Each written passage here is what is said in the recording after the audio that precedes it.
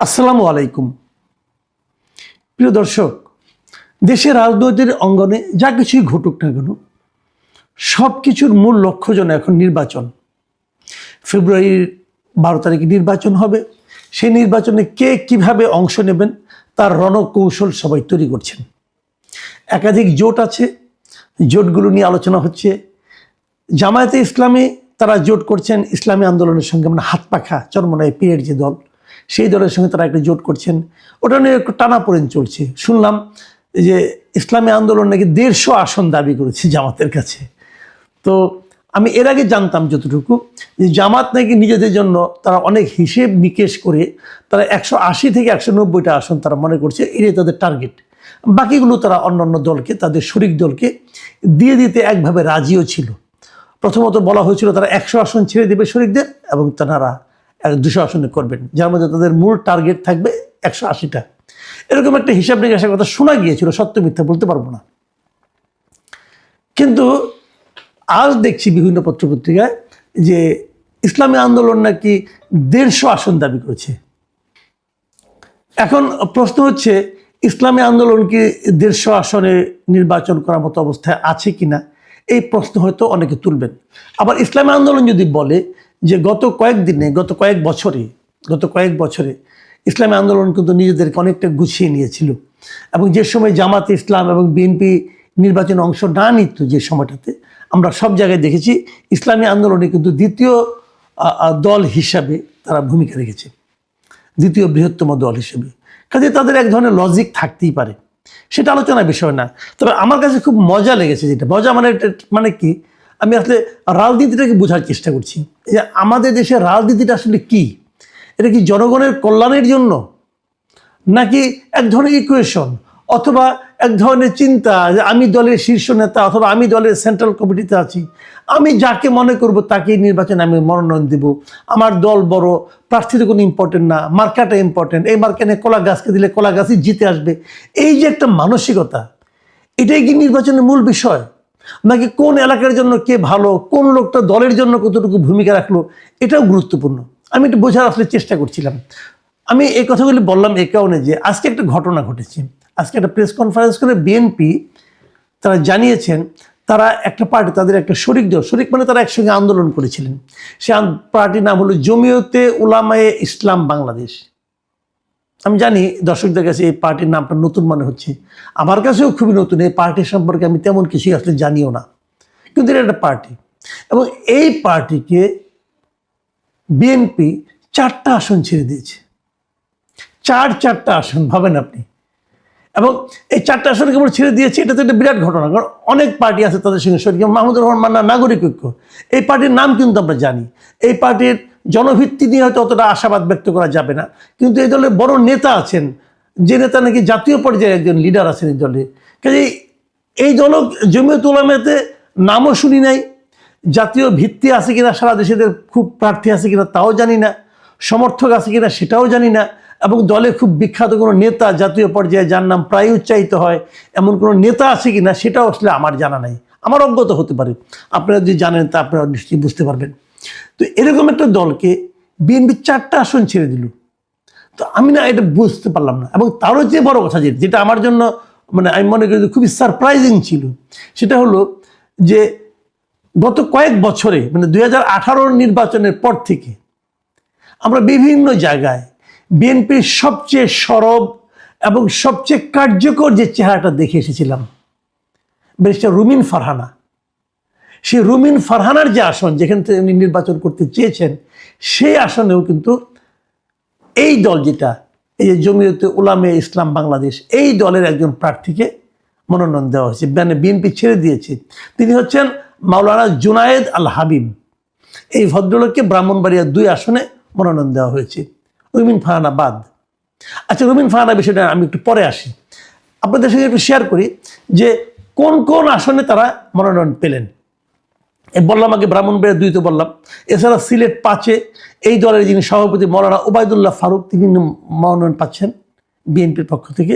নীলফামারী 1 আসনে এই দলের মহাসচিব যিনি আছেন মৌলানা মঞ্জুরুল আফিন্দি, এবং নারায়ণগঞ্জ 4 আসনে মুফতি মনির হুসেন কাশিমি।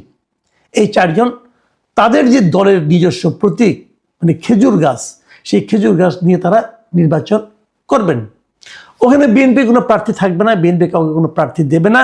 এবং বিএনপি মহাসচিব বলেছেন যদি দলের এই সিদ্ধান্তকে অমান্য করে কেউ প্রার্থী হন তাহলে তার ব্যাপারে দল শাস্তিমূলক ব্যবস্থা নেবে। আমি রুমিন ফারহানার বিষয়টা একটু পরে আসছি, তার আগে অন্য একটা কথা বলে নিই। এই জোটবদ্ধ হয়ে নির্বাচন করার জন্য মানে আগে যে ধারণাটা ছিল সেই ধারণার বিপরীতে এবার একটা নতুন নিয়ম করা হয়েছে, যে নিয়মটার কারণে জোটবদ্ধ ছোট দলগুলো একটু বিপাকে পড়ে গেছে। যেমন আগে বলা হতো কি যে জোটের যে কারো একটা প্রতীক নিয়ে তারা নির্বাচন করতে পারবে। আমরা আগে দেখেছিলাম যেমন আওয়ামী লীগের সঙ্গে যখন জোটবদ্ধ হয়ে জাসদ, ওয়ার্কার্স পার্টি এরা যখন নির্বাচন করত, ধরা যাক জাসদের হাসানুল হক ইনু, তাদের দলীয় প্রতীক হলো মশাল।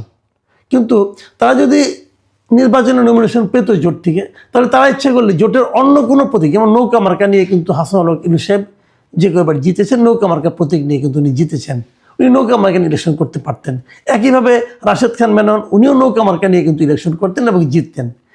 এটাই ছিল নিয়ম, মানে ওনার দলের প্রতীক না নিলেও পারতেন।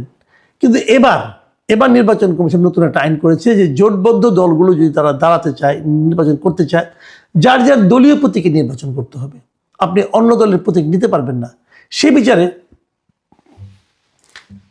এখানে কিন্তু ধানের শীষের সঙ্গে যারা জোটবদ্ধ হচ্ছেন তাদেরকে কিন্তু তার নিজ নিজ দলের প্রতীক দিয়ে নির্বাচন করতে হবে, তারা কিন্তু ধানের শীষ প্রতীক পাবেন না। তো এখানে যেমন আপনার জমিয়ত উলামা ওরা খেজুর গাছ দিয়ে নির্বাচন করবে, কিন্তু ওই আসনে ধানের শীষ প্রতীক দিয়ে কেউ নির্বাচন করবে না। তাহলে অন্য যারা আছে তারা কি করবে? যদি বিএনপিকে নির্বাচন করতে চায় তারা স্বতন্ত্রভাবে করবে।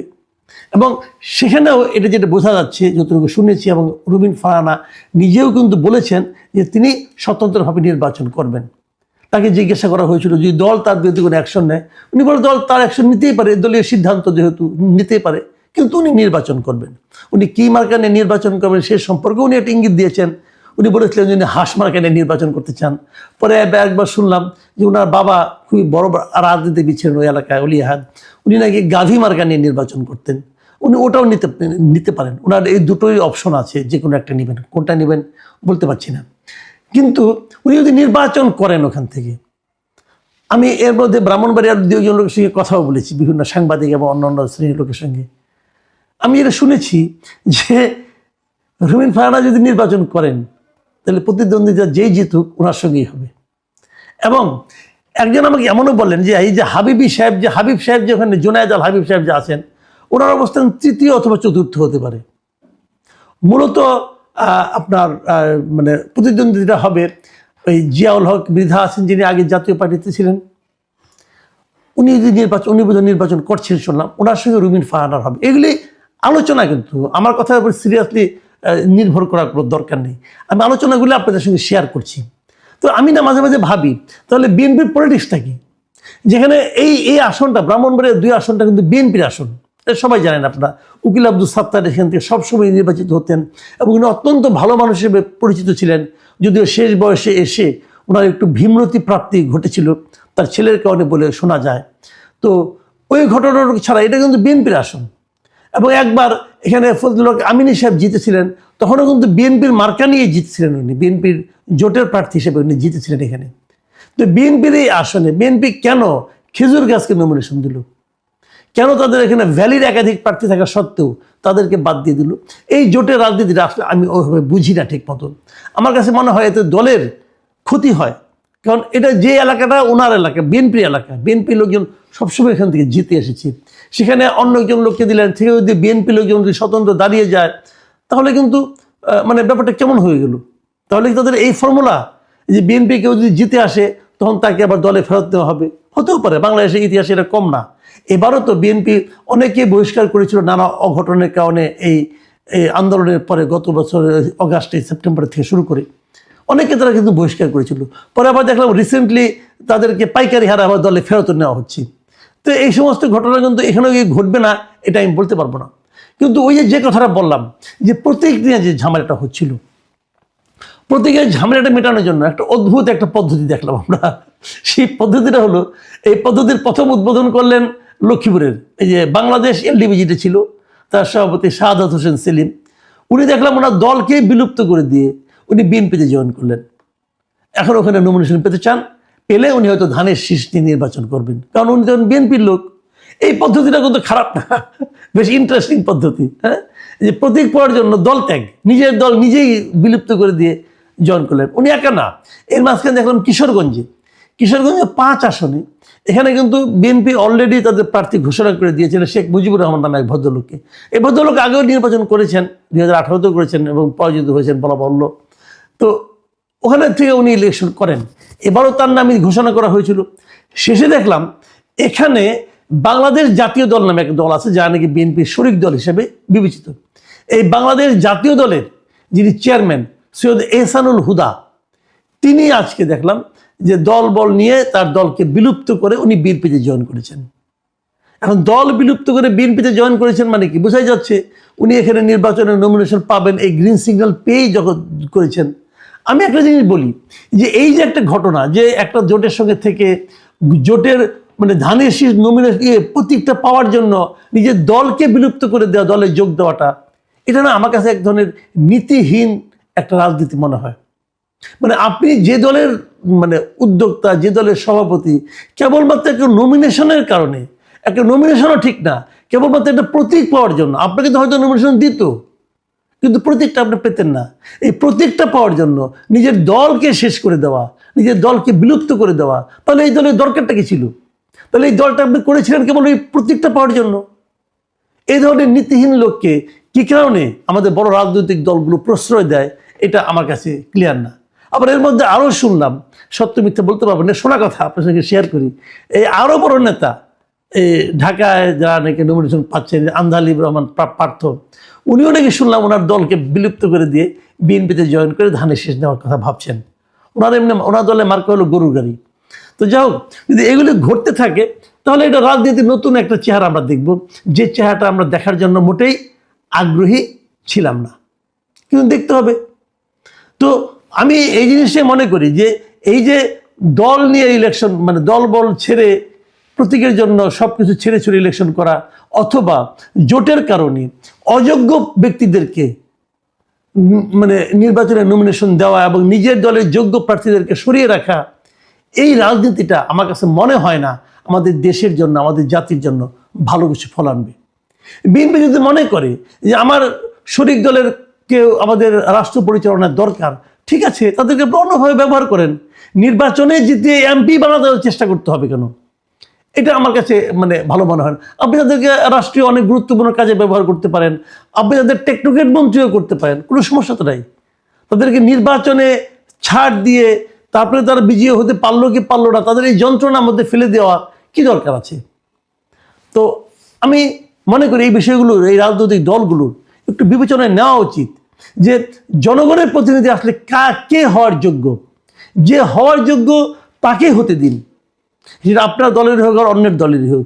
তাহলেই কিন্তু আপনারা একদম রুট লেভেলের মানুষের যে পালসটা, সে পালসটা বুঝতে পারবেন। গায়ের জোরে আরেকজনকে নমিনেশন দিয়ে তাকে জিতিয়ে আনার চেষ্টা করার যে প্রবণতাটা, আমি মনে করি এই প্রবণতাটা সঠিক গণতন্ত্রকে প্রতিফলিত করে না। আর ওই যে যারা নাকি প্রতীক পাওয়ার জন্য দীর্ঘদিনের দলকে বিলুপ্ত করে আসেন, তাদেরকে তো আমি নমিনেশন দেওয়াটা প্রয়োজনই মনে করি না। মনে করি যে এই লোকগুলো আসলে নীতিহীন লোক, যে আজকে একটা প্রতীকের জন্য নিজের দল বিলুপ্ত করতে পারে, আগামীকালে সে আর এর চেয়ে বড় কিছু প্রাপ্তির জন্য জনগণের সঙ্গে বিট্রে করতে পারে। যাই হোক, সামনের দিনগুলিতে আমরা আরও কিছু বুঝতে পারবো যে এই জোটের রাজনীতি কোথায় যেয়ে দাঁড়ায়। এখন এ পর্যন্তই, আল্লাহ হাফিজ।